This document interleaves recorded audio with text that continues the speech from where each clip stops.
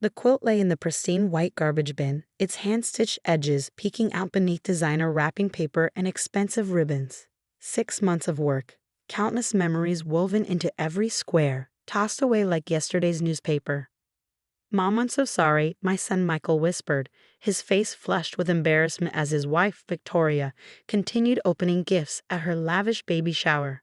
"Oh my God, it's the limited edition Gucci baby carrier," Victoria squealed, holding up her next present. "This is what proper gifts look like, everyone. No offense, Margaret," she smirked in my direction, "but we're giving our daughter the very best. Not crafts."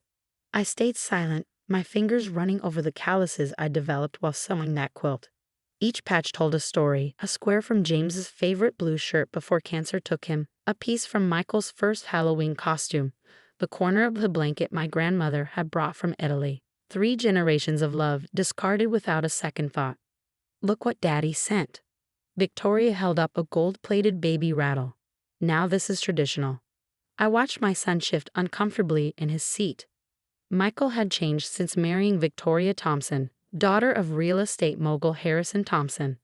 Gone was the boy who'd helped me run our small bookstore after his father died, replaced by someone who wore designer suits and avoided mentioning our middle-class background. "The nursery is being featured in Luxury Living magazine," Victoria announced to her equally wealthy friends. "Everything's being imported from Paris. We simply can't have anything homemade, ruining the aesthetic." My phone buzzed, an email from my investment manager about the Thompson Real Estate Group's latest acquisition attempt. Victoria's father had been trying to buy the historic Carter building for months, not knowing the anonymous owner who kept refusing was sitting right here, watching his daughter throw away a family heirloom. "Margaret, dear," Victoria's mother, Diana, touched my arm with perfectly manicured fingers. "Don't feel bad. Not everyone understands our standards. Perhaps for the next gift, you could just contribute to their house fund? Even a small amount would be something." I smiled politely, thinking of the $2 million I'd secretly set aside for Michael and Victoria's dream house down payment. The house they'd spent months choosing, the one they told everyone was being funded by Victoria's trust fund. "The closing's next week, isn't it?" I asked quietly. "Yes, finally. Daddy's so generous with Victoria's trust fund," Diana bragged. "Though between us, the market's been tough lately. Even Harrison had to leverage some properties to make it work." I knew. I'd seen the desperate loan applications his company had been floating. Applications rejected by banks that happened to be my major investment partners. The party continued, a parade of expensive gifts and subtle digs at anything deemed less than luxury. I watched Victoria dump my coat back in the trash when she thought I wasn't looking, then whisper something to Michael that made him nod apologetically in my direction. That evening, in my home office overlooking the city, I made 2 calls. The first was to my investment manager. "Cancel the down payment transfer," I instructed, "and proceed with the Carter building acquisition. Tell Mr. Thompson his last offer is rejected." The second call was to Michael. "Mom, about today," he started. "The quilt was your father's idea," I interrupted softly. "Before he died, he asked me to make it for his first grandchild. He saved those clothes specifically for this." Silence on the line. I didn't know. "There's a lot you don't know anymore, Michael. Like how that bookstore you're now embarrassed to mention put you through college, or how your father and I built everything we have from nothing. Victoria just has certain expectations." "Yes, she does. Speaking of which, you might want to call her father. I hear he's having some financial difficulties, especially with that house down payment he promised you." "What? Mom, what did you do?" "Nothing yet. But it's interesting how quickly people forget where they came from, isn't it? How easily they throw away things that don't fit their aesthetic." "Mom, you have until tomorrow to get that quilt out of the trash, Michael. After that, well, Victoria might learn some interesting things about where that house money was really coming from." I hung up, touching the photo on my desk. James and me in front of our first bookstore, Michael on his father's shoulders, all of us beaming with pride over our simple success. The next morning, my security cameras showed Michael sneaking into the Thompson Mansion's garbage area at dawn. An hour later, he sent me a photo of the quilt carefully cleaned and folded. "I'm sorry," his text read. "Dad would be ashamed of me." Yes, I typed back. He would be. But this wasn't just about the quilt anymore. It was about teaching my son and his wife that true value isn't measured in designer labels. And I was just getting started. The following week, I sat in my office at Thompson Tower, a building I quietly acquired through one of my holding companies 6 months ago. Victoria's father, Harrison, didn't know his largest tenant was also his new landlord. He was about to find out. My assistant buzzed. "Mr. Thompson is here for the meeting about his lease renewal. Send him in." I turned my chair toward the window, letting him enter to an apparently empty desk. I must be in the wrong. Harrison's voice trailed off as I swiveled around. "Margaret? What are you doing here?" "Reviewing your lease application." I gestured to the chair. "Please sit." His face shifted between confusion and emerging horror. You own Sterling Properties. Among other things, including the Carter building you've been trying to acquire." I smiled. "And, of course, your daughter's trust fund management firm." Harrison's expensive suit suddenly seemed to fit him less comfortably. "That's impossible. The trust is managed by a subsidiary of my company. Amazing what you can build from a simple bookstore, isn't it?" I slid several papers across the desk. These make for interesting reading, especially the part about Victoria's depleted trust fund. Color drained from his face.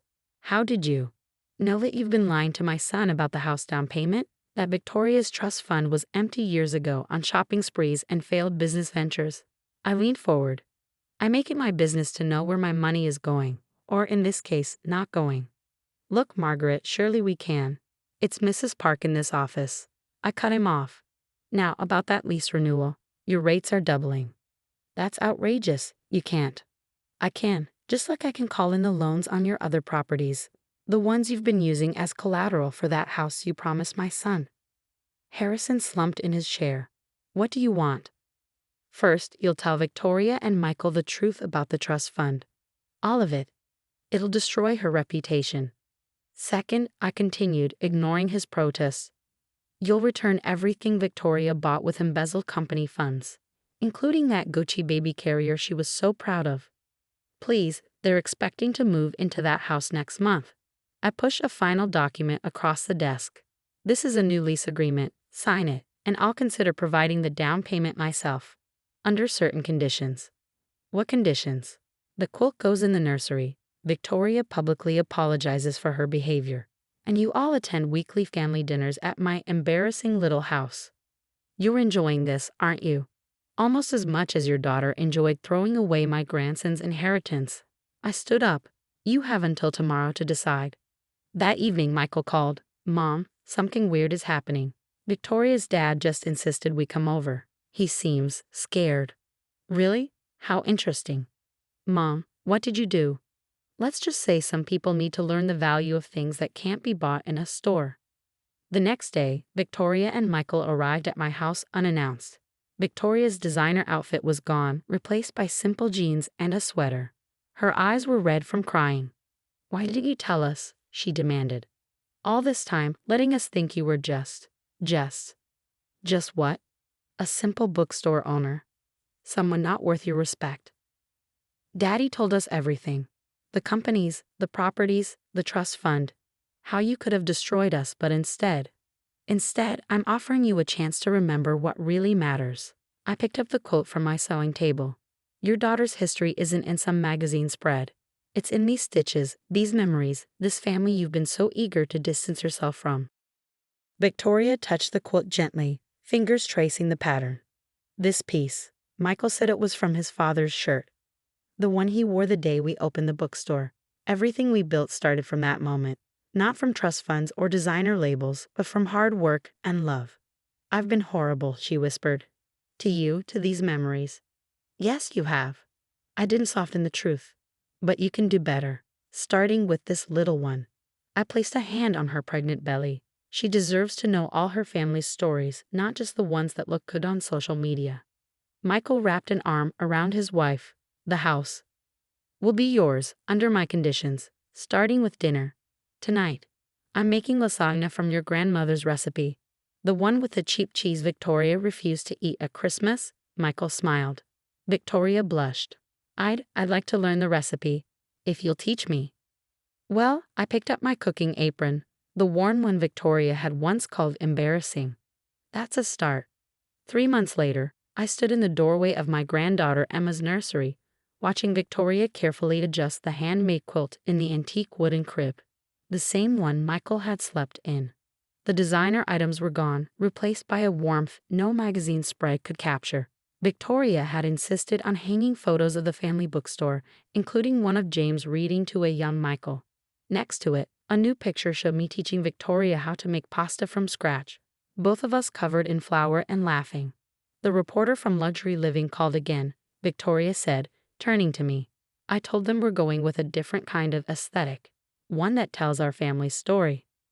I smiled, remembering how that same woman had once thrown away a handmade gift for not being prestigious enough. Dad's furious about losing the Carter Building deal, she continued. But he's actually showing up for family dinners now. Yesterday he asked for the recipe for your meatballs. Humility looks good on Harrison, I said, adjusting a blanket, almost as good as that apron he wore while doing dishes last week. The sound of the front door opening interrupted us. Michael walked in, carrying a familiar paper bag from our old bookstore. Look what I found while cleaning out the store office, he said, pulling out a dusty children's book. Dad used to read this to me every night. Victoria took the worn copy of The Little Engine that could reverently. For Emma? For all of us, I said softly, a reminder that what matters isn't how shiny the engine is, but the heart that keeps it running. We'd kept the bookstore, but with changes. Victoria now ran a weekly reading program for local kids, teaching them that stories matter more than status. Harrison had even donated his country club membership fees to fund free books for underprivileged children. The trust fund kids at the hospital were shocked when I told them I take the subway to work now. Victoria laughed. But you know what? I had the best conversation with our janitor about his daughter's college dreams. We're setting up a scholarship fund. Michael squeezed her hand. Remember when you thought Mom's financial advice was too simple? Now I have CEOs asking me how my mother-in-law built her empire from a bookstore. Victoria shook her head. The same people who used to mock her accent at parties. I touched the quilt one last time, feeling the memories in every stitch. Success isn't about what you have, I told them. It's about what you build, not just buildings and businesses, but bridges between people. Emma would grow up knowing both worlds, the power of wealth and the richness of simplicity. She'd learned that true luxury isn't in brand names, but in the warmth of family stories told around a dinner table. Speaking of building, Victoria smiled. Dad asked if you consider a small investment in his new community development project. Affordable housing, if you can believe it.